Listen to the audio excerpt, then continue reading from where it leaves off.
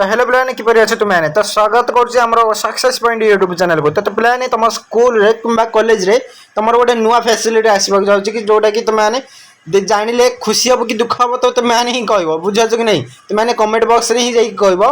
तो देख तुम आसी कौन ना उच्च शिक्षा अनुष्ठान कौन हम ना तुम बायोमेट्रिक उपस्थान हम।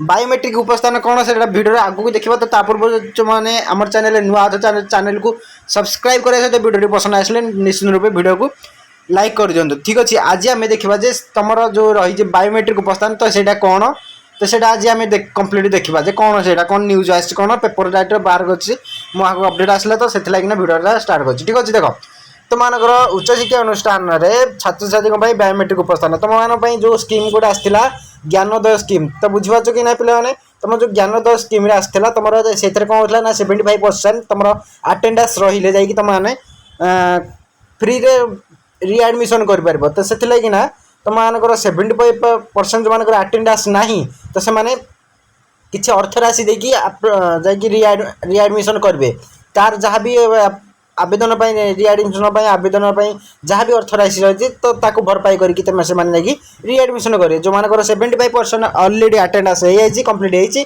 तो से फ्री रे रिएडमिशन करेंगे। ठीक अच्छे तो यहाँ कंप्लीट होगा तो ये बायोमेट्रिक उपस्थान कौन ना तुम तुम स्कूल कि कॉलेज रे तुम बायोमेट्रिक साहाଯ୍य ऑनलाइन तुम को फेस स्कैनिंग करके तुम बायोमेट्रिक साहाଯ୍य तुम उपस्थापन प्रेजेंट अटेंडेंस निया जो फल कि तुम यही वर्ष लागू हो जोटा कि तुम मानकर ये लक्ष्य कर पेपर लिखाई कौन ना भुवनेश्वर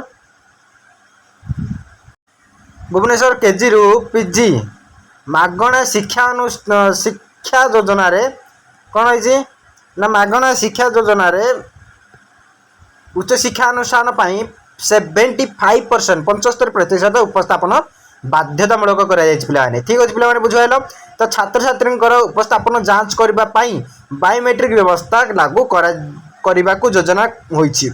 प्रारंभिक कौन ना प्रारंभिक पर्यायर 10टी महाविद्यालय और विश्वविद्यालय आज बायोमेट्रिक उपस्थापन आरंभ होइछि।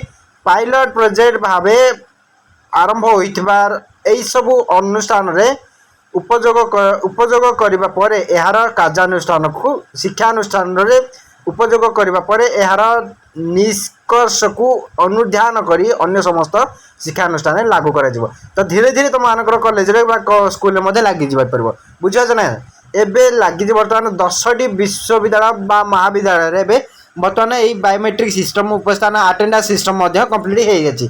तो धीरे धीरे तुम स्कूल कॉलेज तो सहीटा आक्टिवेट हो तो पे बुझे कि नहीं तो ये कौन पायलट प्रकल्प भाव 10टी शिक्षानुष्ठान आरंभ होगा तो मागणा शिक्षापी 75% उपस्थापन बाध्यतामूलक।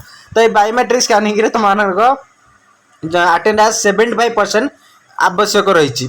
ठीक अच्छे ना नोडाल ऑफिसर बुझा ना नोडाल ऑफिसर नियुक्ति विभाग निर्देश रही। ठीक अच्छे यहाँ हूँ गोटे भल भल कार्यानुष्ठान कि खराब ये तो से मैंने कह तुम यहाँ कौन लगे बुझा नहीं। ठीक अच्छे तो यहाँ मेसेज आस तो मैंने आज न्यूज पेपर देखिकी मैंने जापर। ठीक अच्छे तो यह थी आज मोर टॉपिक जे तुम स्कूल कि कॉलेज ये सब अपडेट होगा जाऊँगी। ठीक अच्छे आज वीडियो भल लगे निश्चित लाइक करें चैनल चैनल को सब्सक्राइब कर कारण नेक्स्ट वीडियो आउ गोटे लाटेस्ट अपडेट उपर आसवाक जाऊँगी।